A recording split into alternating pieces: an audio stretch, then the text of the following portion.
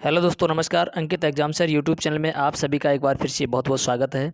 SSC MTS का जो paper होने वाला है उसके लिए मैं जीएस जीके की सीरीज़ चला रहा हूँ। इसमें फ्री ऑफ कॉस्ट है ये, यूट्यूब पर फ्री में है ये बिल्कुल। और इसका पार्ट 1 मैं करवा चुका हूँ, पार्ट 2 है ये। और ये अलग-अलग टॉपिक से होने वाले सभी प्रश्न हैं आपके, और इसमें ये बार-बार पूछे जाने वाले प्रश्न हैं। एसएससी एमटीएस के लिए रामबाण साबित होने वाले हैं। तो चलिए स्टार्ट करते हैं सीधा क्वेश्चन से बिना किसी देरी के। पहला प्रश्न है आपका, हिमालय की ओर हिमालय की सबसे बाहरी पर्वत श्रेणी कौन-सी है? तो इसके लिए आपका राइट आंसर है हो जाएगा क्या? शिवालिक। शिवालिक आपका राइट आंसर हो जाएगा। यदि आपका ऐसा ये पूछा हुआ प्रश्न है आपका। प्रायद्वीप भारत की सबसे लंबी नदी कौन-सी है? तो इसके लिए आपका राइट आंसर हो जाएगा ये गोदावरी है, प्रायद्वीपी भारत की। जैसा कि आप समझते हैं कि भारत कैसा है, कि जैसा ये भारत है यहाँ से ये प्रायद्वीपी भारत हो जाता है नीचे वाला, और ऊपर वाला क्या हो जाता है ये, ध्यान देंगे। अगला प्रश्न है आपका, जी हाँ, प्रश्न तीसरा है आपका कि किससे पौधों में खाद्य पदार्थ और अन्य तत्वों का वहन होता है? तो ये फ्लोएम, फ्लोएम आपका राइट आंसर है। अगला प्रश्न है आपका, सामान्यतः किससे भारतीय पुनर्जागरण का जनक माना जाता है? सॉरी, सामान्यतः किसे भारतीय पुनर्जागरण का जनक माना जाता है? तो ये किसको माना जाता है? राजा राममोहन राय को। वेरी वेरी इंपॉर्टेंट ये प्रश्न है, कई बार पूछा जा चुका है, तो आप भी इसको ध्यान रखेंगे। अगला प्रश्न है आपका कि किससे स्टेनलेस स्टील में कठोरता आती है? तो इसके लिए आपका राइट आंसर हो जाएगा कार्बन। कार्बन से स्टेनलेस स्टील में कठोरता आती है। चलिए, अगला प्रश्न है आपका, कपड़े धोने की मशीन किस सिद्धांत पर कार्य करती है? वेरी वेरी इंपॉर्टेंट प्रश्न ये है, और ये कई बार पूछा जा चुका है। तो ये किस पर करती है? अपकेंद्रीय बल, अपकेंद्रीकरण से, यानी अपकेंद्रीकरण से ये कार्य करती है। अगला प्रश्न है आपका, जैसे राजस्थान में परमाणु विद्युत केंद्र कहाँ स्थित है? तो ये प्रश्न जो है मैंने छोड़ा है आप सभी के लिए कमेंट के लिए, तो कमेंट करके अवश्य इसका आंसर बताएं, क्योंकि ये बीच में इसलिए रखा है क्योंकि कुछ लोग लास्ट पे कमेंट देने के चक्कर में और कमेंट वाला प्रश्न का आंसर देने के शुरुआत से ही डायरेक्ट लास्ट में पहुंच जाते हैं, और वहां से लास्ट का प्रश्न का आंसर दिया और निकल लेते हैं। तो मैंने इसीलिए बीच में ये प्रश्न दिया है कि जो भी इसका आंसर सबसे पहले देगा, नेक्स्ट वीडियो में मैं उसका नाम लेकर के बताऊँगा। चलिए, जनसंख्या के जनगणना के संदर्भ में लिंगानुपात शब्द का सही अर्थ क्या है? तो 1000 पुरुषों पर महिलाओं की संख्या क्या होगा? 1000 पुरुषों पर महिलाओं की संख्या। प्रश्न है, निजता का अधिकार किस अनुच्छेद में है? तो ये है अनुच्छेद 21 में, अनुच्छेद 21 में है ये। प्रश्न है अगला आपका कि शाहजहाँ के शासनकाल में कौन-सा विदेशी यात्री भारत आया था? तो देखिए, शाहजहाँ के काल में कौन आया था? तो ये ऑप्शन पे वेरी करेगा आपका, वैसे मनुक्की आया था। बहुत ही इम्पोर्टेंट है, एसएससी में ये प्रीवियस ईयर में पूछा जा चुका है। अगला प्रश्न है आपका कि कितने भारतीय भाषाओं में सर्वोत्तम लेखन के लिए साहित्य अकादमी पुरस्कार दिए जाते हैं? तो ये 24, ध्यान रखेंगे 24, ये भी प्रश्न आ चुका है, तो 24 आपका राइट आंसर होगा।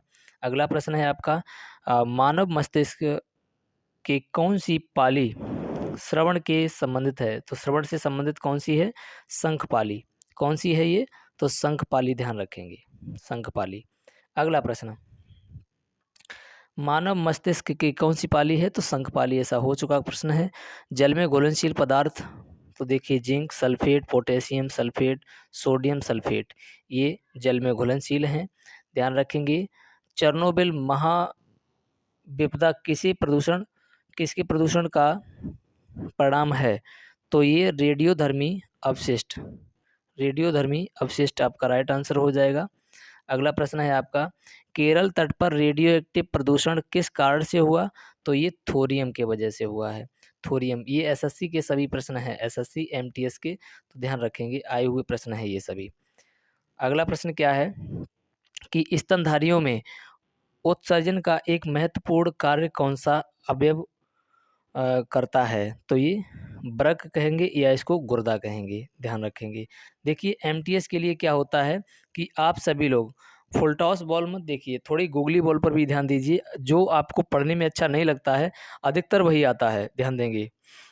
इसीलिए ये ना समझें कि ये मुझे पढ़ने में अच्छा नहीं लग रहा है तो हो सकता है ये नहीं आएगा आएगा। समझिए। अगला प्रश्न है आपका 17 नंबर कि द्वितीय हरित क्रांति का उद्देश्य किस कृषि उत्पादक की वृद्धि से संबंधित है? तो ये अंतर्विष्ट वृद्धि से, ध्यान रखेंगे। भारत के उत्तर पश्चिम भाग में शीतकाल में किस कारण से वर्षा होती है? तो ये पश्चिमी विक्षोभ से होती है। किससे? पश्चिमी विक्षोभ से होती है। कई बार पूछा जा चुका है। अगला प्रश्न है आपका 19 नंबर। देखिए, कौन से पुर्तगाली नेता ने ब्लू वाटर पॉलिसी शुरू की थी? तो ये फ्रांसिस्को डी अल्मीडा, ध्यान रखेंगे। वेरी वेरी इंपॉर्टेंट प्रश्न है, कई बार पूछा जा चुका है। अगला, बैंक किस दर पर ब्याज अर्जित करती है? तो ये, हाँ सही है। हाँ देखिए यहाँ से कि बैंक किस पर ब्याज अर्जित करती है? तो ऋण पर करती है, ध्यान देंगे। सिंपल सी बात है, ऋण पर करेगी। एटीएम किसका संक्षिप्त रूप है? तो देखिए, ये बहुत इम्पोर्टेंट प्रश्न है ये वाला, क्योंकि इसका जो है कॉमन लोग इसका आंसर गलत कर देते हैं। तो एटीएम की फुल फॉर्म पूछ दी जाती है। तो ये ऑटोमेटेड टेलर मशीन होता है, ऑटोमेटिक नहीं होता है। ऑप्शन में मिल सकता है आपको ऑटोमेटिक, लेकिन ऑटोमेटेड होता है, ध्यान रखेंगे। अगला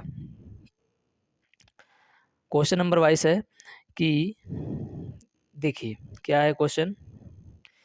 भारत के उच्चतम न्यायालय के क्या सही है? देखिए, अपील, ऐसा प्रश्न पूछा जाता गया था।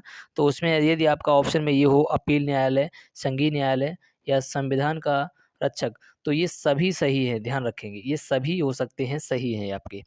अगला प्रश्न है, किस क्रांतिकारी नेता ने अपने अंतिम समय रामकृष्ण मिशन के स्वामी के रूप में व्यतीत किया? तो ये जतीन्द्रनाथ बंदोपाध्याय, ध्यान रखेंगे। जतीन्द्रनाथ बंदोपाध्याय थे ये। अगला प्रश्न है आपका, परमाणु बम किस सिद्धांत पर कार्य करता है? तो ये नाभिकीय विखंडन पे, किस पर? अनियंत्रित नाभिकीय विखंडन के सिद्धांत पर यह कार्य करता है। अगला प्रश्न है, सिस्टम पर एक से अधिक प्रक्रिया के साथ साथ चलाने को क्या कहा जाता है? तो ये मल्टी प्रोग्रामिंग कहा जाता है इसको, मल्टी प्रोग्रामिंग, या इसको एमपी कहते हैं शॉर्ट में, मल्टी प्रोग्रामिंग। अगला प्रश्न है आपका, चारकोल घर में क्या जलाकर बनाया जाता है? तो देखिए, हवा की अनुपस्थिति में लकड़ी, हवा की अनुपस्थिति में लकड़ी जला करके ये बनाया जाता है। प्रश्न है अगला आपका, ओजोन परत के क्षरण के कारण क्या होता है? तो त्वचा कैंसर होता है। क्या होता है? त्वचा कैंसर होता है। एमटीएस में ये कई बार पूछा जा चुका है, तो इस पर स्टार लगा के इसको याद रखेंगे। अभी तक चैनल पर न्यू हो तो प्लीज़ चैनल को सब्सक्राइब कर लें, बेल आइकन को प्रेस कर लें। ये सीरीज आपकी अंत तक चलती रहेगी पेपर तक, तो नोटिफिकेशन के रूप में आप तक पहुंचता रहेगा। सब्सक्राइब करके बेल आइकन को प्रेस कर लीजिए। गैर पारंपरिक ऊर्जा के संदर्भ में ओटीई का मतलब क्या होता है? तो ये समुद्री ऊष्मीय ऊर्जा, क्या होता है? तो समुद्री ऊष्मीय ऊर्जा होता है। अगला प्रश्न है आपका, स्मोग किसका संयोजन है? तो स्मोग जो है धुआं और कोहरा का संयोजन है, ध्यान रखेंगे। ऐसा प्रश्न पूछा जा चुका है। सभी प्रीवियस ईयर प्रश्न हैं और इसी प्रकार से पूछे गए थे, same to same. NITI Aayog के अध्यक्ष कौन होते हैं? तो नीति आयोग के अध्यक्ष होते हैं प्रधानमंत्री, इसको पीएम बोलते हैं, प्राइम मिनिस्टर।